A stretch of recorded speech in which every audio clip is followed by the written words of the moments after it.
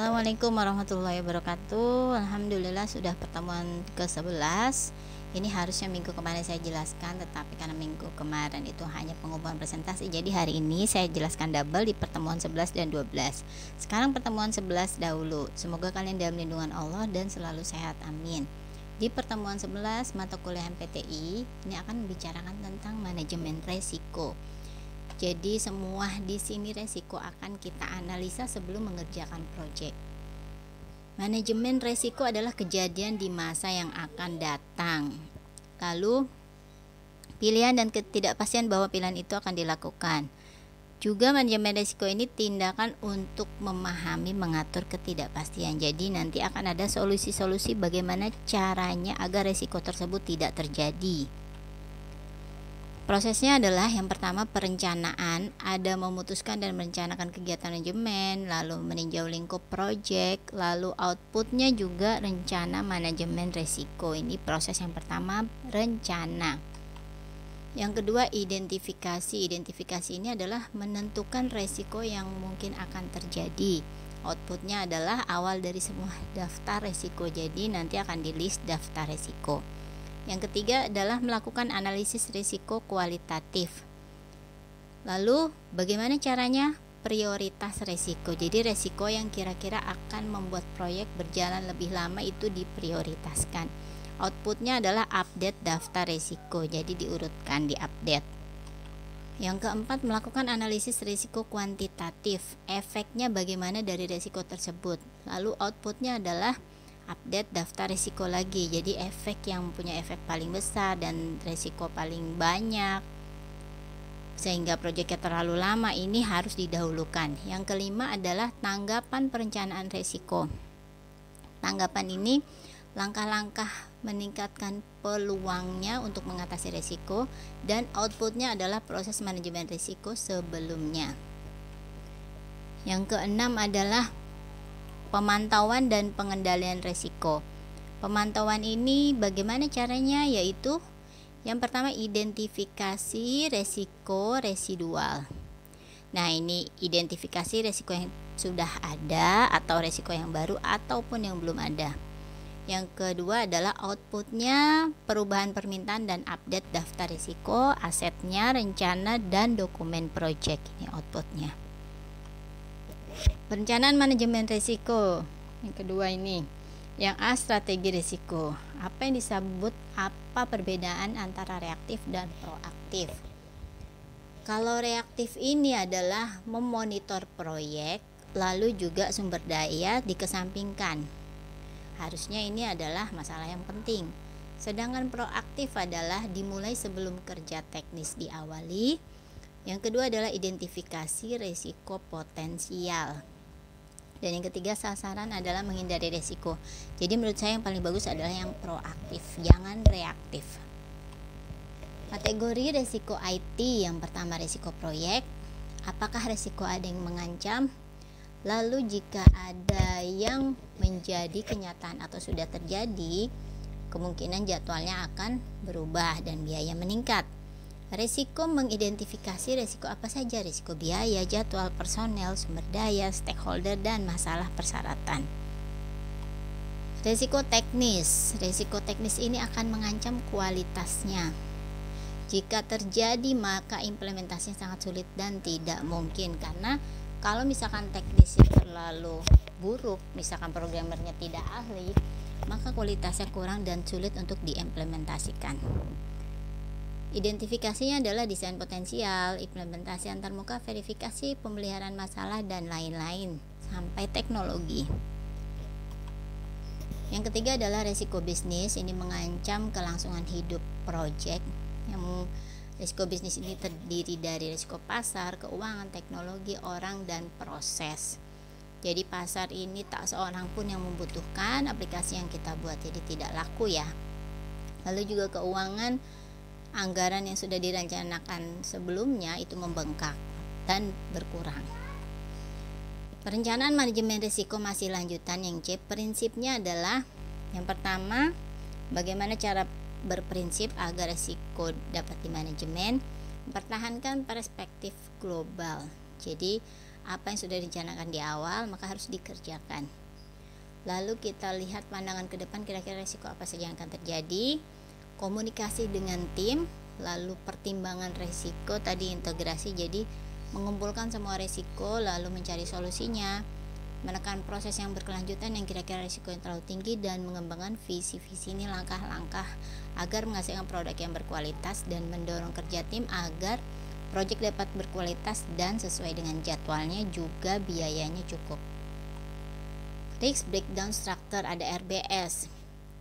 Ada dalam hal ini RBS digunakan untuk meninjau proyek ada risiko atau tidak. Dan jika ada salah satu pada RBS, ini RBS ya, atau kalau WBS ini work breakdown structure, kalau risk ini adalah resiko.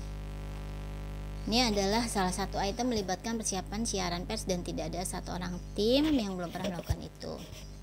Jadi risk breakdown structure ini adalah alat yang berguna untuk mempertimbangkan potensi resiko yang akan terjadi. Gambar contoh RBS, risk breakdown structure, ada IT project, ada business, technical, organizational, dan project management. Nah, ini adalah resiko-resiko yang akan terjadi di dalam setiap bidang. Ada kompetitor, supplier, dan cash flow, ada technical, hardware, software, dan network, organizational, executive support, user support, dan team support, dan project management. Ada estimate, communication, dan resource. Identifikasi resiko ini upaya untuk mengidentifikasi agar ancaman resiko yang akan terjadi ini tidak akan terjadi yang menyebabkan kegagalan proyek atau menghambat.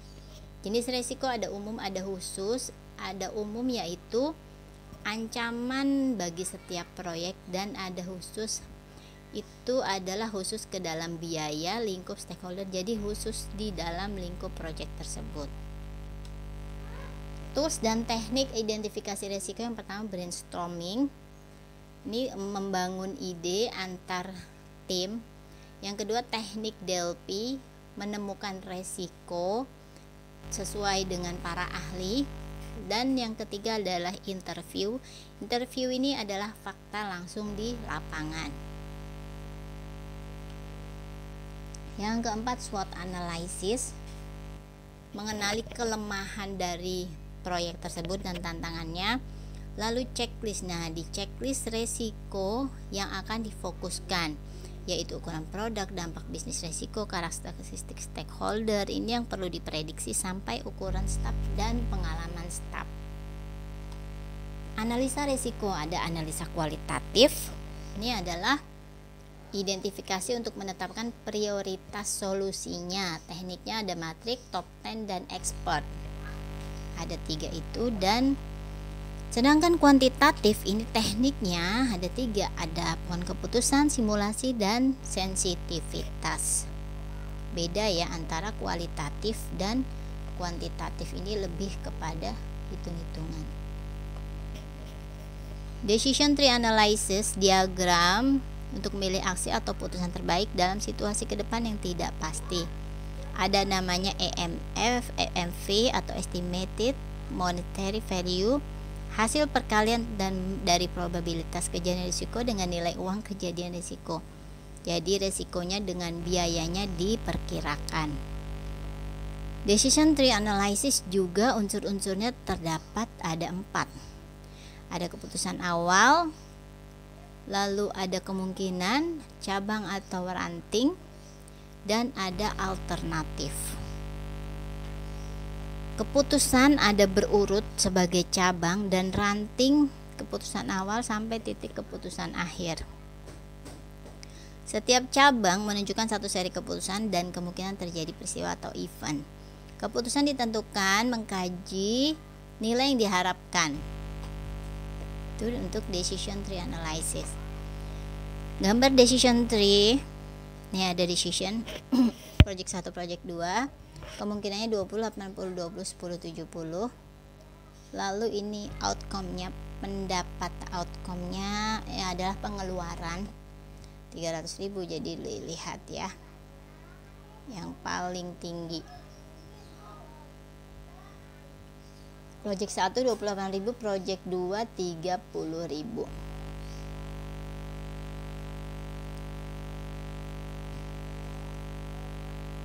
Nah, kita lihat 30.000, berarti yang paling besar adalah 30.000. Simulation, berarti resiko decision tree ini kemungkinan projectnya pengeluaran yang paling banyak adalah project 2, yaitu 30.000 ya. Simulation atau simulasi ini adalah representasi untuk menganalisis perilaku yang diharapkan.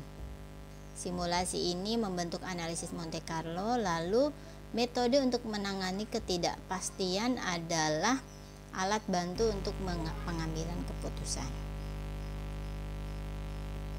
Sensitivity analysis tujuannya untuk mengkaji perubahan unsur terhadap keputusan. Jadi keputusan bisa berubah ya. Lalu bila unsur berubah dengan variasi yang relatif besar tapi tidak berakibat terhadap keputusan, maka keputusan tidak sensitif. Dan sebaliknya, jika perubahan kecil yang mengakibatkan perubahan keputusan, maka keputusan sensitif. Lalu bagaimana cara menanggapi perencanaan risiko? Yang pertama adalah strategi respon dasar untuk risiko negatif. Bagaimana strateginya? Yang pertama, menghindari risiko. Yang kedua adalah penerimaan risiko. Yang ketiga adalah transfer risiko ataupun mitigasi atau mengurangi dampaknya. Itu strategi 4-nya untuk respon dasar. Itu tadi untuk risiko negatif. Untuk risiko positif adalah eksploitasi risiko, lalu melakukan apapun, berbagi risiko, peningkatan risiko, dan menerima risiko. Nah, ini strategi untuk jika risiko positif. Jadi risiko itu ada risiko positif, ada risiko negatif. Kalau risiko positif ini banyak peluang-peluang, jadi harus dimaksimalkan.